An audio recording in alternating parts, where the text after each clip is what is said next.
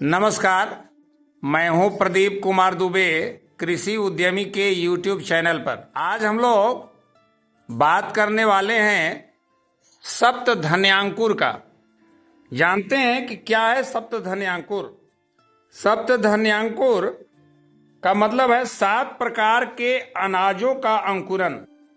ये अंकुरन से एक जैविक घोल बनाया जाता है जिसका उपयोग प्राकृतिक जैविक खेती में पौधों की वृद्धि करने के लिए, मिट्टी की उर्वरा शक्ति में सुधार के लिए, उत्पादन बढ़ाने के लिए किया जाता है। ये जो पद्धति है प्राकृतिक खेती के प्रवर्तक माननीय सुभाष पालेकर जी की प्रणाली से लिया गया है। अब हम लोग जानते हैं कि सप्त धन्यांकुर में कौन कौन से अनाज होते हैं। तो गेहूं, चना, मूंग, उड़द, मक्का, जौ और धान। क्या क्या? गेहूं, चना। एक तरफ से ये किस चीज का है? उड़द। इसके बाद मक्का है। मक्का के बाद धान। धान के बाद गेहूं के बाद मूंग के बाद चना के बाद।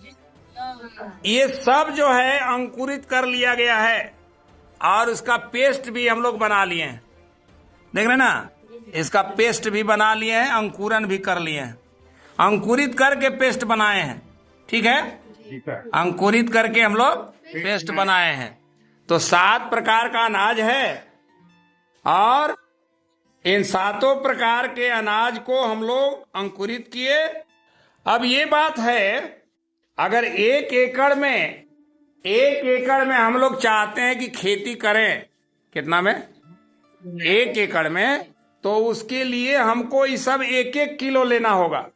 हम लोग चाह रहे हैं कि 1 एकड़ में अगर खेती करें तो ये सब अनाज को हम लोग क्या करना होगा? 1-1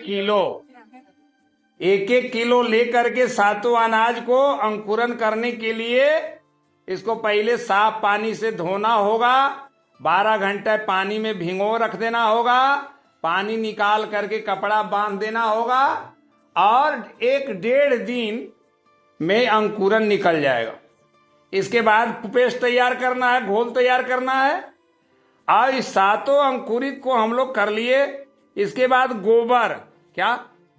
गोबर लेना है 10-15 किलो। चूंकि हम लोग 100 ग्राम लिए हैं, कितना लिए हैं? तो 1-1.5 किलो गोबर ले लेंगे अब 1 लीटर गोमूत्र ले लेंगे। ठीक है ना जी सर। और इसके बाद गुड़ का ले लेंगे और बेसन लेना है और पानी, और ये सबको पीस लेना है और सबको मिला देना है और मिला करके हम लोग को छाया में ढक के रख देना है। दिन में 2 बार इसको हिलाना है और सिंचाई के समय पानी में घोल करके और तब छिड़काव करना है। बीज उपचार यदि करना है तो बीज को आधा घंटा इस घोल में डुबा के सुखा करके आप बीज का नर्सरी करो या बुआई करो। लाभ क्या है? जड़ विकास तेज होता है, फूल फल की संख्या बढ़ती है, पौधों में रोग नहीं लगता है, रोग से लड़ने की क्षमता बढ़ती है, माने रोग प्रतिरोधक क्षमता बढ़ती है, मिट्टी में सूक्ष्म जीव की वृद्धि होती है, रासायनिक खाद की जरूरत कम पड़ती है, उत्पादन 15 से 25% बढ़ जाता है। भंडारण कैसे करना है? 48 घंटा बाद तुरंत उपयोग करना बेहतर है।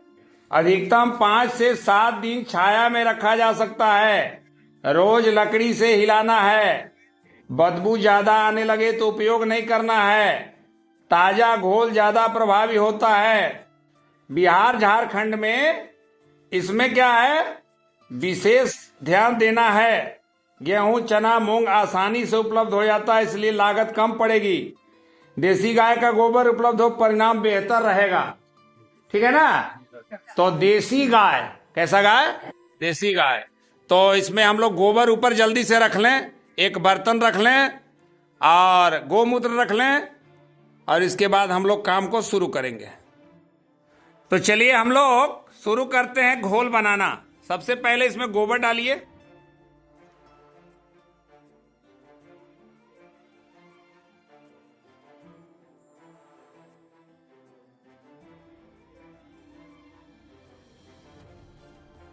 हाँ बस इतना ही। अब इसको हाथ से थोड़ा सा करल कर लीजिए, गोबर को घोल जैसा बना लीजिए।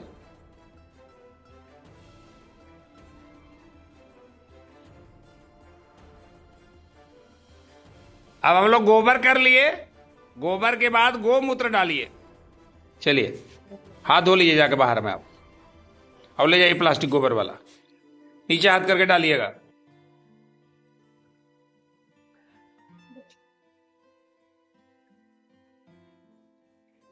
डंडा से चलाइए।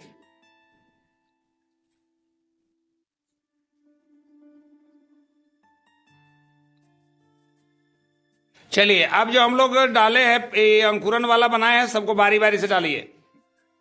गुड़ बेसन सबसे पीछे डालेंगे। हाँ डालिए पूरे चारों तरफ, और डंडा से चलाते जाइए। चलिए दूसरा,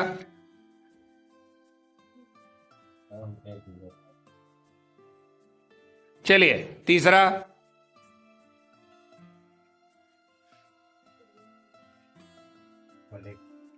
चलिए हाँ चौथा,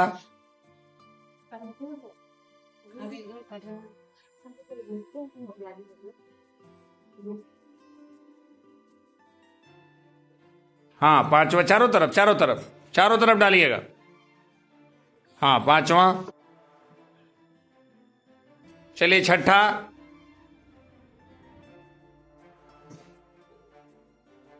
चलिए सातवां,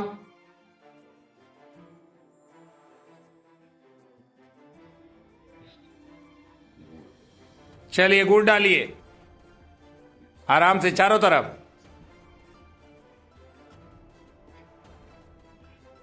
पूरा धो करके डाल दीजिए पूरा अच्छे से। हाँ बेसन,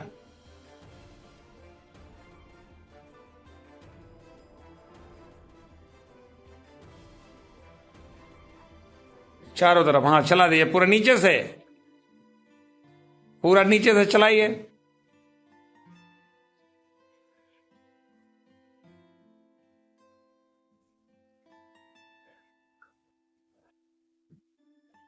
तो इस प्रकार से सप्त धान्यांकुर, जैसे हम लोगों ने जीवामृत, बीजामृत, इसके बाद आपका सप्त धान्यांकुर, पंचगव्य, नीमास्त्र, ये सब कुछ हम लोगों ने बनाया है। प्राकृतिक खेती करने के लिए ये सब जरूरी है।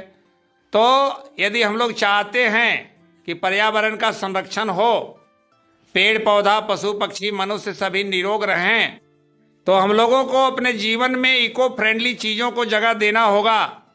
पर्यावरण का संरक्षण तभी होगा, तभी सभी लोग निरोग रह पाएंगे।